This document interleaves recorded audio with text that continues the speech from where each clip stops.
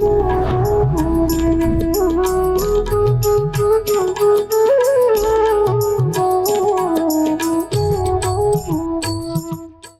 Grandfather वाली feeling जो है वो शिव प्रभुपाद को के ऊपर ही आती है। यहाँ वृंदावन आने के लिए मैं हमेशा उन्हीं को ही प्रे करती हूँ और फिर कीर्तन को अपने लाइफ में ऐड करेंगे तो आपका लाइफ बहुत ही अच्छा और फिर बहुत ही ब्यूटीफुल होगा। हरे कृष्णा। वृंदावन में आज हम एक ऐसी लड़की से बात करने वाले हैं जो नेपाल से वृंदावन सिर्फ कृष्ण भक्ति करते करते पहुंची है। आज हम उनके डिवोशनल लाइफ के बारे में बहुत कुछ जानने वाले हैं कि कैसे वो कृष्ण भक्ति करते हुए यहाँ तक पहुँच गई, और उनका नाम सुन करके भी आप लोग को बहुत ज़्यादा अच्छा लगेगा। तो आइए हम जानते हैं उनका नाम क्या है। हरे कृष्णा। हरे कृष्णा। सबसे पहले आप हमारे दर्शकों को अपना नाम बताइए। मेरा नाम राधा रानी है। इतना अच्छा नाम है आपका, राधा रानी, क्योंकि राधा से जुड़ा हुआ बहुत सारा हमने नाम कहीं ना कहीं सुना है, सिर्फ राधा भी सुना है, लेकिन पर्टिकुलरली राधा रानी आपका नाम है। कैसा लगता है आपको, और क्या इसके पीछे भी कोई ऐसी स्टोरी है जो आप शेयर करना चाहती हो? मेरे माता पिता जो है वो पहले से ही भक्त थे जब मैं पैदा नहीं हुई थी, तो इसीलिए मेरे जो पिता हैं उनको राधा रानी नाम बहुत अच्छा लगता था क्योंकि वो एक कृष्ण भक्त थे। जो कृष्ण को प्रिय है वो मेरे पिताजी को बहुत प्रिय है क्योंकि भक्त जो थे, इसलिए मेरा नाम राधा रानी उन्होंने रखा था। नाम बहुत अच्छा है पर नेपाल में मुझे लोग बहुत चिढ़ाते हैं कि राधा रानी कैसा नाम है। वो कभी-कभी मिस्टेकली राजा रानी भी कहते हैं क्योंकि वो अंडरस्टैंड नहीं करते कि राधा रानी कैसा नाम है। राधा बहुत पॉपुलर है पर राधा रानी वैसा नहीं। राधा रानी, आपकी हिंदी काफ़ी ज़्यादा अच्छी है। नेपाल में रहने के बाद इतनी अच्छी हिंदी आपने कैसे सीखी?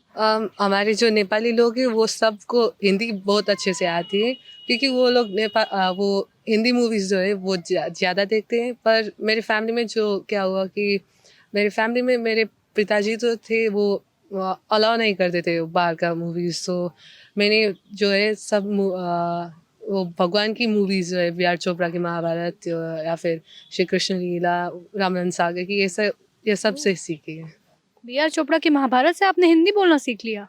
हाँ, वही सब देखते थे घर में इसीलिए। वाह! तो आपको पसंद है ये सारी चीज़ें देखना? आपका कोई इच्छा नहीं होता था कि मैं भी हिंदी मूवीज़ देखूँ या फिर नेपाली मूवीज़ देखूँ?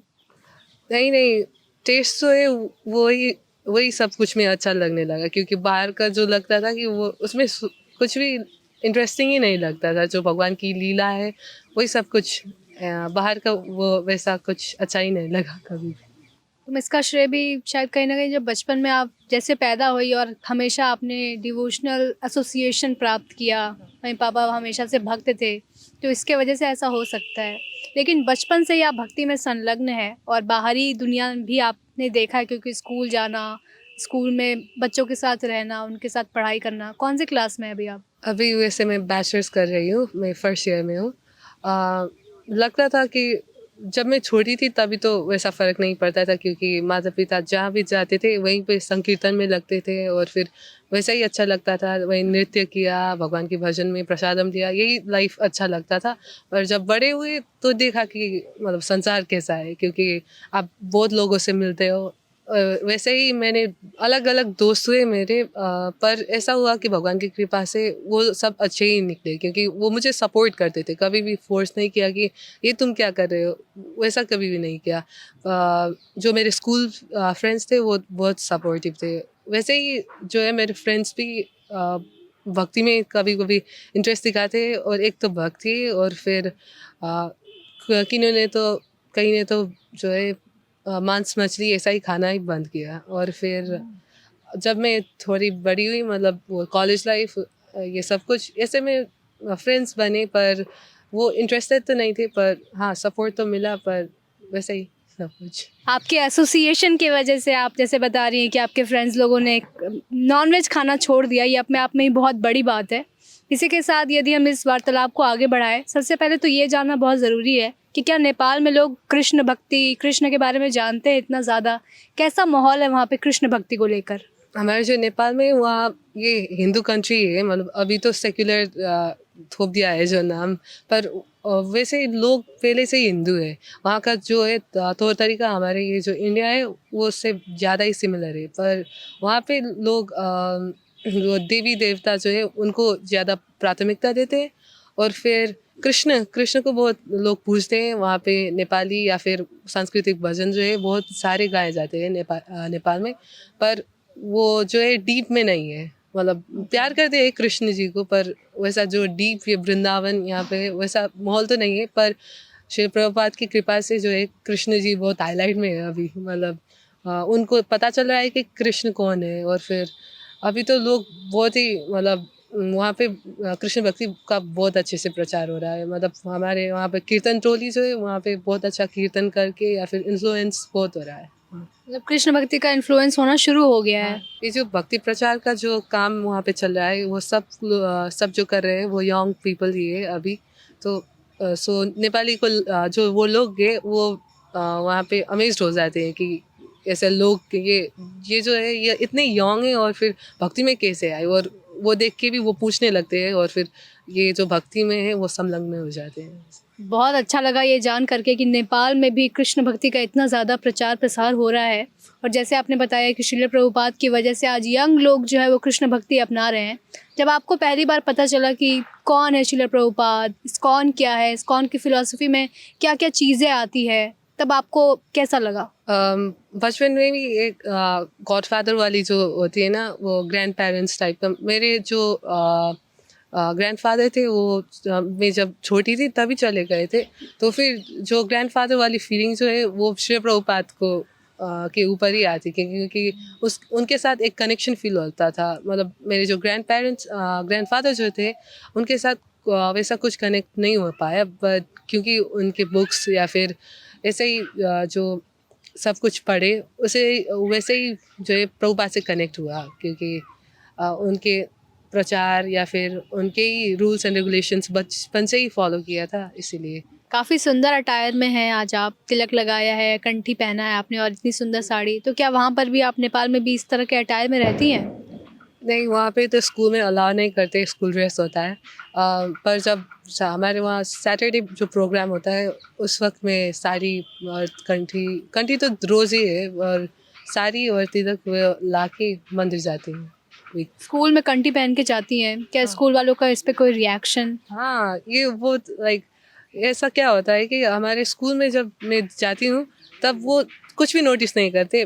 बट वो माला जो तुमने पहनी है बहुत अच्छी है वो कहते हैं। क्योंकि मतलब ये डिफरेंट है औरों से। और वो कहते हैं कि मुझे भी एक ला तो मुझे बहुत पसंद है।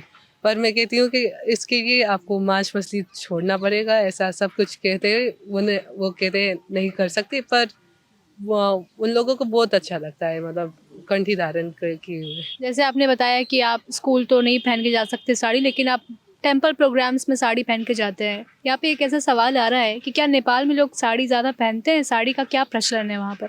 हाँ, साड़ी जो है वो लोग इट्स वेरी फैमिलियर। जो हमारे स्कूल में वहाँ पे भी एक ड्रेस कोड ही है। हमारे टीचर सब लोग साड़ी पहनते हैं। सो इट्स वेरी नॉर्मल वहाँ पे।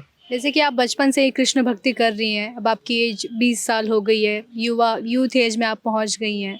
बहुत सारे ऐसे युवा जो मटीरियली इंक्लाइंड हैं उन चीज़ों में, उनको देख कर के आपके मन में किस तरह का ओपिनियन आता है? क्योंकि आप कृष्ण भक्ति कर रही हैं बहुत सालों से और वो नहीं कर रहे। भक्ति बचपन से इंक्लाइन थी इसीलिए बहुत कुछ पता चला फैमिली में ही। और इसी वजह से दोनों ही संसार को देख पाई हूँ। और फिर ऐसा लगता है कि जब लोग जो सांसारिक मटेरियल लाइफ जो जीते हैं बहुत अजीब लगता है। मतलब इसमें सुख है, लोग कैसे सुख है। मतलब वो डांस करते हैं और फिर नशा करते हैं। और फिर मेरे एज में तो बहुत लोग हैं, मेरे फ्रेंड्स भी है मेरे सर्कल में जो है मतलब स्कूल में जहाँ पे मैं पढ़ती हूँ वहाँ पे लोग बहुत ही ऐसा करते हैं। पर मुझे अंदर से क्या लगता है कि ये कैसा लाइफ है। क्योंकि जो टेस्ट मैंने यहाँ पे पाया है भक्ति में वो वहाँ पे नहीं मिलता। मतलब वो क्षणिक सुख है और ये जो है ये नेवर एंडिंग है।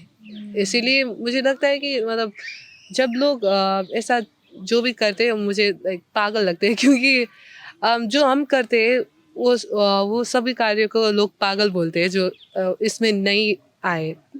तो फिर मुझे क्या लगता है यदि आप किसी डिस्को में नाच रहे हो तो no one's gonna say you कि आप पागल है या फिर ये सब। जब आप भक्ति में ऐसा ही नाचते हो तो लोग बोलेंगे कि पागल है। मतलब उन्होंने ये ट्राई नहीं किया और वो कैसे कह सकते हैं कि पागल है। पर जो है कीर्तन में जो आनंद है वो सांसारिक उसमें कभी नहीं है। अगर आप इतनी कॉन्फिडेंस के साथ ये कह रही हैं कि इस चीज़ में जो मज़ा है मतलब कृष्ण भक्ति में जो आनंद है वो उधर नहीं है, तो क्या आपने कभी इन चीज़ों में ट्राई करने की कोशिश करी कि मैं भी थोड़ा डिस्को में जाके देखूँ कैसा लगता है? नहीं, नहीं, ऐसा क्या हुआ कि हमारे स्कूल में जो है वो डांस वैसा ही रखते हैं, वहाँ पे डांस करते हैं और फिर मतलब एक ग्रुप होता है डांस करने का, वो मुझे भी लेते थे मतलब एसोसिएशन में या डांस करो। और जब वहाँ पे डांस करते तो वियर्ड लगता था कि क्या है ये सब, मतलब जो हम भक्ति में वहाँ पे कीर्तन में डांस करते हैं और यहाँ पे डांस करते हैं बहुत ही डिफरेंस है। मतलब जो आनंद भक्ति में आता है वो मैटेरियलिस्टिक म्यूज़िक में डांस करने से नहीं आता। तो फिर ऐसे ही पता चला कि मतलब कीर्तन और भक्ति का आनंद उससे ज़्यादा ही है। मतलब आपने एक्सपीरियंस्ड किया है इन चीज़ों एक्सपीरियंस को था। और हाँ, मतलब स्कूल में जो है वहाँ पे फंक्शंस होते थे, जो डांस और गायन ये सब कुछ। बचपन से ही कृष्ण भक्ति करने के बाद यदि पूछूँ कि आपको भगवान श्री कृष्ण क्यों पसंद है? मुझे राधा रमन जी जो है बहुत अच्छे लगते हैं। उनकी जो आईज़ है वो लोटस आईज़ और फिर उनकी टेढ़ी कमर, वो बहुत छोटे और क्यूट है। पर्सनली मुझे राधा रमन जी का जो फीचर है वो सब कुछ पसंद है। वो हाथ में बांसुरी नहीं लेते पर वो छोटे हैं और फिर बहुत अच्छे लगते हैं। तो आपको वृंदावन आने में क्या राधा रमन का प्रेम आपको यहाँ तक खींचता है या फिर इसके पीछे कुछ और चीज़ें हैं? हाँ, राधा रमन जी जो है मेरे फेवरेट है। सो यहाँ वृंदावन आने के लिए मैं हमेशा उन्हीं को ही प्रे करती हूँ। और फिर ये क्या है कि गोपाल भट्ट गोस्वामी जो है उनका उनका जो शालिग्राम शिला था वो भी हमारे नेपाल से ही जो है वो गंडकी जो है वहाँ से ही ले आए थे। इसीलिए वो अपनेपन जो है वहाँ से भी होता है, रिलेट करता है। और फिर पर्सनली राधा रमन जी जो है खुद में ही बहुत अच्छे हैं। सो वो ऐसे ही बहुत अट्रैक्टिव लगते हैं मुझे। क्या आपके घर में भी डीटीज़ हैं और आपको सेवा करना अच्छा लगता है? हाँ, मेरे घर में जो मेरे मेरे पास ज़्यादा ही ढेर सारे डेटीज़ हैं, पर उनकी सेवा मेरे माता-पिता करते हैं और मैं भी करती हूँ। हमारे पास गौर निताय हैं, जो मैं ड्रेसिंग करती हूँ, वो मेरे श्याम सुंदर और फिर कृष्ण बलराम और जगन्नाथ, बलदेव, सुभद्रा मैया। ये जो पर्टिकुलर मैं श्याम सुंदर और राधा रानी जो कह रही हूँ, उनका भी बैक स्टोरी है और फिर कृष्ण बलराम का भी एक बैक स्टोरी है कि जब मैं लॉकडाउन में थी तब मेरे पास करने को कुछ भी नहीं था। तो वैसे ही मैं बहुत एंग्जाइटी काइंड ऑफ फील कर रही थी। तो मैं बाहर जाके देखे कि वहाँ पे कुछ मिलेगा या फिर ऐसे ही बोरिंग, मुझे पेंटिंग बहुत अच्छा लगता है करना। सो मैंने वहाँ पे पेबल्स देखे, वहाँ पे जो पत्थर जो है वो उनको सर्च किया कि कुछ बना सकते हैं। क्योंकि मैंने जब ये जो फेसबुक या इंस्टाग्राम में लोग बहुत डालते थे कि ये शालिग्राम शिला में पेंट करना भगवान को, और मुझे भी बहुत इंटरेस्टिंग लगा था। पर मैं अपने घर के डेटीज़ को नहीं कर सकती थी क्योंकि उनको मेरे माता पिता जो है वो पूछते थे। तो मुझे पर्सनली पेंट करना था और फिर मैंने वहाँ पे एक स्टोन जो है वो ब्लैक स्टोन उसे ले आया और फिर उनको एक आँख दिया और एक नोज़ और एक लिप्स बना के एक जो है श्याम सुंदर कह के रख दिया। और फिर मैंने सर्च करना स्टार्ट किया कि अब राधा रानी भी चाहिए। सो मैं बाहर गई और फिर पेबल सर्च किया तो वहाँ पे देखा कि येलो पेबल है, तो राधा रानी जो है वो गोल्डन कलर की है। सो मुझे लगा कि वो वही कलर कर रहा है या फिर मुझे पेबल्स वही मिले। तो मैंने उनको घर में ले आया और फिर उनको भी पेंट करके मैंने बना लिया। और ऐसे ही वृंदावन से बहुत अटैचमेंट था और राधा श्याम सुंदर कृष्ण बलराम। सो और मैंने 2 पेबल्स और ले आए और फिर कृष्ण और मुझे बलराम चाहिए था। और फिर उसके लिए भी मैंने स्टोन्स जब सर्च किया तो उनके लिए मैंने ब्लैक स्टोन का श्याम सुंदर बनाया और फिर वाइट स्टोन जो है उनका बलराम बनाया। सो फिर जो स्टोन्स जो है वो कलर अनुसार जो भगवान के ही अपने कलर है वैसे ही हुआ और फिर मैंने उनको पेंट कर दिया और उनको ही मैं पूछती हूँ। मतलब अभी आपके पास बहुत सारे पेबल्स हैं जो आपने हाँ। खुद पेंट किया है। हाँ, मेरे पास टोटल कहें तो मेरे पास 4 पेबल्स है। और फिर जो जगन्नाथ, बलदेव, सुभद्रा मैया जो है मेरे घर में वो उनको मैं पूरी से उठा लाई थी। मतलब मेरे पेरेंट्स अलाउ नहीं कर रहे थे क्योंकि सेवा करना पड़ेगा और फिर टफ होगा, पर मुझे तो ले आना था। सो मैंने खरीद लिया छुपके से और फिर उनको भी ले आया। ये सब आप कितनी एज में मतलब शुरू कर दिया आपने करना? भगवान का सेवा ये सब अम, बचपन में तो ऐसा कुछ नहीं किए थे। मतलब जब थोड़े टीनेज में आए तो फिर तब से ही भगवान की सेवा करना, अच्छे से सेवा करना स्टार्ट किया। जैसे कि आप वृंदावन आई हैं और राधा रमन की वजह से आपने वृंदावन को काफ़ी ज़्यादा एक्सप्लोर किया। वृंदावन इस्कॉन कीर्तन की वजह से काफ़ी ज़्यादा फेमस है, तो क्या आपको कीर्तन पसंद है? हाँ, मुझे कीर्तन बहुत पसंद है, मतलब स्पेशली 24 आवर, क्योंकि जो इंद्र प्रभु जो है उन्होंने ये इस्टेब्लिश किया था, और फिर उनकी जो लाइफ स्टोरी है उनसे बहुत भी मोटिवेशनल मिलता है कि ये जप करे और फिर कीर्तन करे, और इसी वजह से मुझे कीर्तन करना या फिर कीर्तन सुनना बहुत ही पसंद है। तो क्या आप खुद कीर्तन करती हैं? हाँ, थोड़ा बहुत जो भी आता है वो ठाकुर जी के लिए गा लेती हूँ। जैसे कि आपने कीर्तन के बारे में हमें बताया है, मैं चाहती हूँ और रिक्वेस्ट करती हूँ कि आप हमारे दर्शकों के लिए थोड़ा कुछ कीर्तन भजन गा कर के सुनाएं।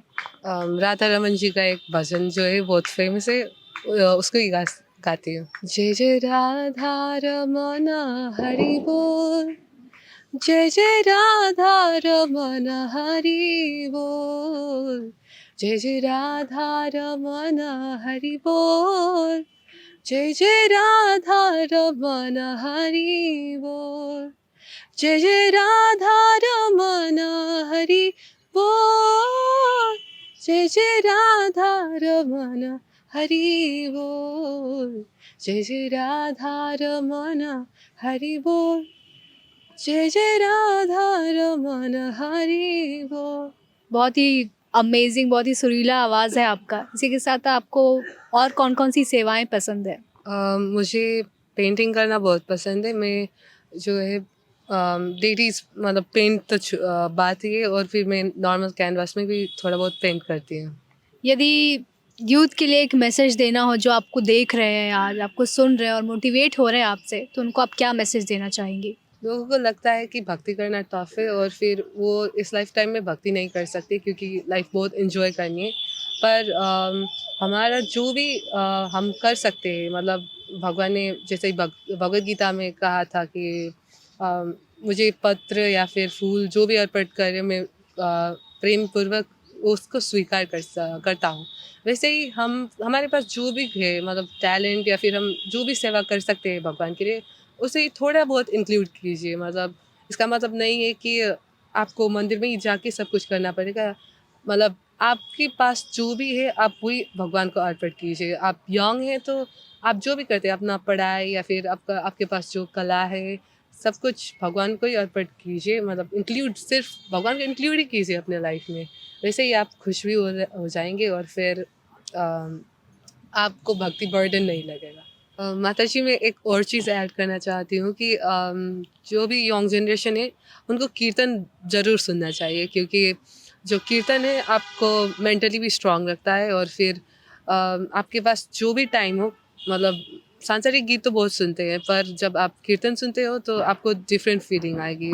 आप जपा मेडिटेशन थ्रू भी नाम को ले सकते हैं, या फिर कीर्तन से मतलब ऐसे इजी होगा, क्योंकि वहाँ पे म्यूज़िक भी रहेगा, और फिर भगवान का नाम तो वैसे ही बहुत सुंदर है। तो फिर ऐसे ही आप कीर्तन को अपने लाइफ में ऐड करेंगे तो आपका लाइफ बहुत ही अच्छा और फिर बहुत ही ब्यूटीफुल होगा। यानी कि हरे कृष्ण महामंत्र जो है वो बहुत ज़्यादा इम्पोर्टेंट है, ऐसा आपका कहना है, राइट? हाँ, मतलब मेडिटेशन भी कर सकते हैं, और फिर आपको म्यूज़िक बहुत अच्छा है तो आप अपने लाइफ में कीर्तन ऐड करिए। राधा रानी ने बहुत ही इम्पोर्टेंट मैसेज दिया है। और यदि हम छोटे बच्चों से सुनते हैं कि हमारी लाइफ का पर्पस क्या है, हमें क्या करते हुए अपने लाइफ को जीना चाहिए और उससे क्या बेनिफिट हो सकता है, तो कहीं ना कहीं ये अंदर से स्ट्राइक ज़रूर करता है कि ये इतनी छोटी होकर के इतना इम्पोर्टेंट बात बता रही है कि लाइफ का पर्पस क्या है, तो हम बड़े समझते क्यों नहीं हैं। ऐसे ही और भक्तों से हम मिलते रहेंगे और इसी उत्साह और डिटर्मिनेशन के साथ हम जानेंगे कि कैसे उन्होंने अपने जीवन में कृष्ण भक्ति को आमंत्रित किया है। थैंक यू सो मच हमारे साथ जुड़ने के लिए। हरे कृष्णा।